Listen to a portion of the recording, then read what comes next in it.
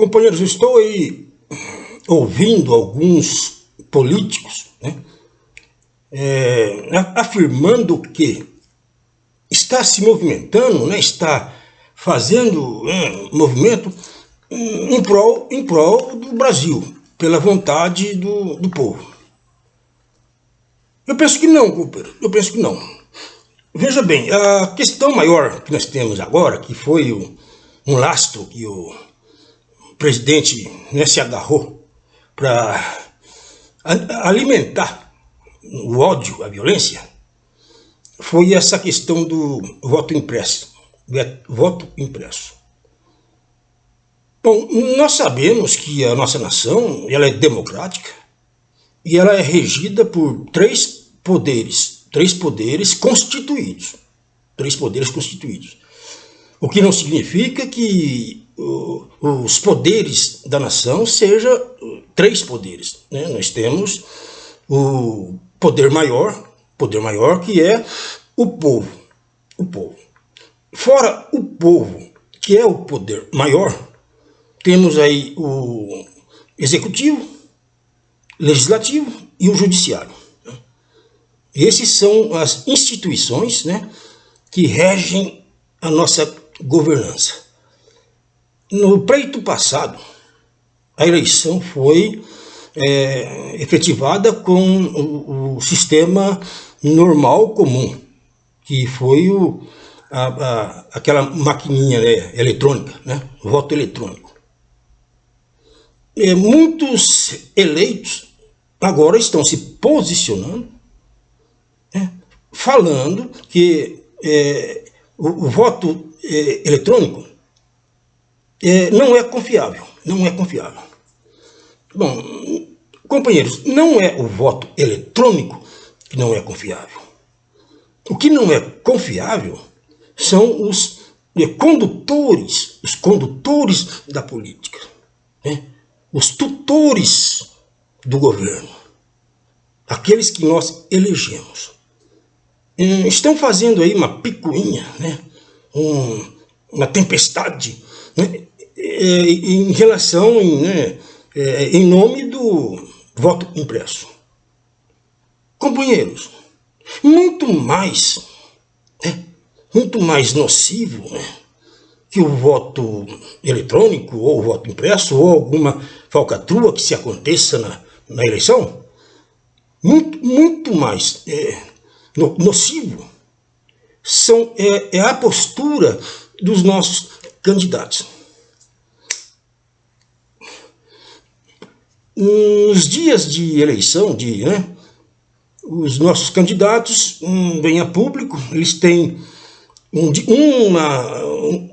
dinheiro, um numerário, né, financeiro que é nosso, público, né, que é dado para eles pleitearem os seus cargos públicos aí na política. O dinheiro público, né, é servido para que os políticos, né, façam as suas campanhas eleitorais. Na época da eleição, nós ouvimos as palavras, né, as conversas dos candidatos. Eles prometem um mundo de coisas. Prometem. Mas não cumprem. Não cumprem suas promessas. Poxa, quanto mais importante é, né, a dignidade dos nossos eleitos, no cumprimento daquilo que se responsabilizou, do que a eficácia, a eficiência do voto eletrônico. Nós tivemos aí várias eleições, aí, vários pleitos, né, com o voto eletrônico, e todos foram satisfeitos. Nunca houve ali um rumor de falcatrua. O rumor que houve foi o descontente, que foi o Aécio Neves, né, que todos nós sabemos, né, a moral, né, a ética do Aécio. O Aécio é que levantou aí uma questão, né, em relação à eficiência da urna eletrônica. Companheiros, eu acho um absurdo nós agora estarmos aí nessa pendenga em relação à urna eletrônica, sendo que existem muitos outros problemas coletivos que não são manifestos na preocupação dos nossos governantes. Por exemplo, o sistema de saúde, o governo, o clube financeiro, né? Os senhores econômicos da economia, eles investem na saúde privada, clínica privada. Né? Na clínica privada, né? Nos ambulatórios, ali tem todos os aparelhos necessários para a saúde humana. Na UBS, no sistema de serviço de saúde pública, não. Nós não temos aparelhos adequados para servir a população. Quando nós vamos fazer alguma consulta, que temos que fazer alguns exames, temos que ir em laboratórios privados, né, que nós pagamos, não é de graça. O governo paga para laboratórios privados realizarem certos procedimentos em relação à nossa saúde. O que é isso, se não uma usurpação, né, da economia pública? Bom, companheiros, eu penso que existem outras situações também. Por exemplo, a educação, os nossos governantes não aproveitam os elementos que são primários, elementos que têm uma inteligência, que são... o nosso governo não aproveita. Os nossos gênios, os nossos homens intelectuais são enviados para outros países para beneficiar outros governos e não o nosso. Nós temos aí a segurança. Nós pagamos, nós investimos, nós pagamos através dos tributos pelo sistema carcerário. Mas o sistema carcerário, ele não cumpre aquilo que lhe é devido. Porque o sistema carcerário não é um projeto, um sistema de castigo, né? É um sistema de recuperação. No entanto, nós vemos que as penitenciárias são colégios, são faculdades de criminosos. Isto diante de todos nós. Quer dizer, nós não temos essa assistência. Bom, nós não fomos assistidos aí no tempo da pandemia para que freasse a evolução do vírus. E agora está aí alguns homens disputando, ameaçando, os senhores do agronegócio. Vamos escutar aí um pouco do que diz algumas personalidades do Brasil.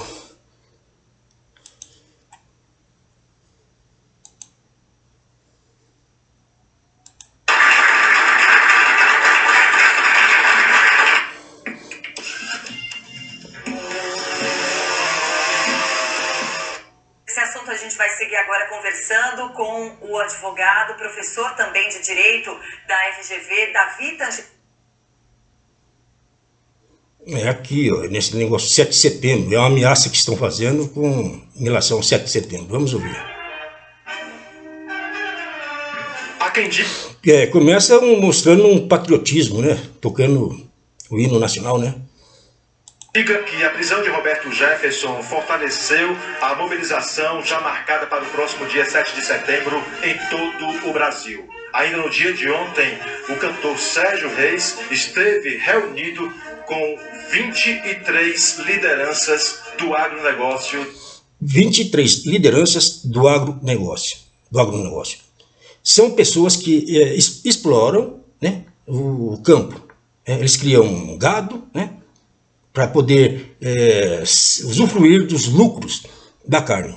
São pessoas que plantam a semente para poder usufruir dos cereais. Companheiros, essas pessoas que estão deixando com que nós compramos osso no mercado.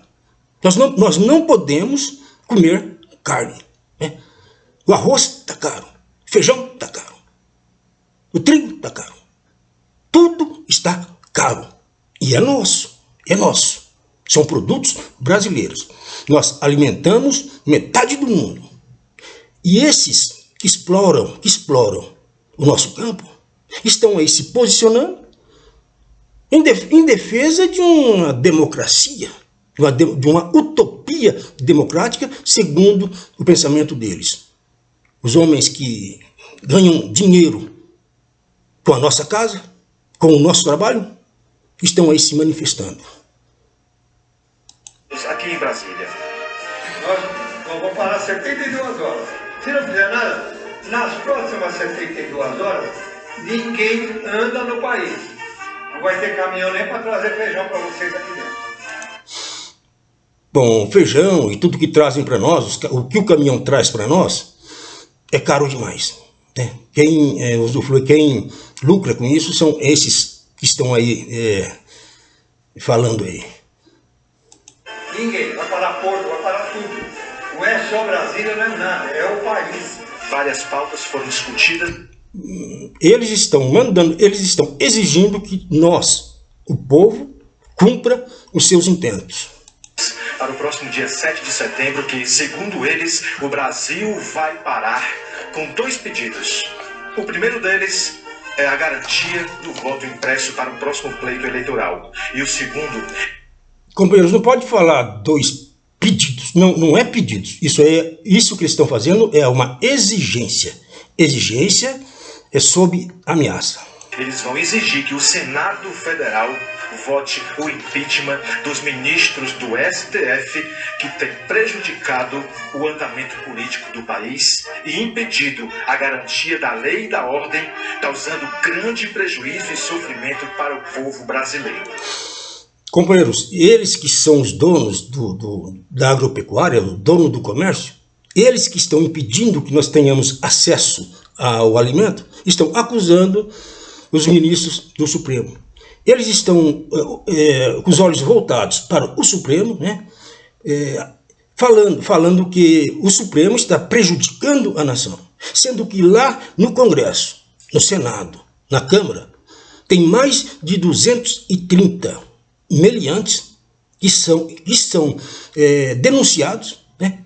Que deveriam responder por condutas maléficas, e eles não olham para isso. Eles não olham para o que está acontecendo dentro do Congresso. O olho deles só se volta para os ministros do Supremo.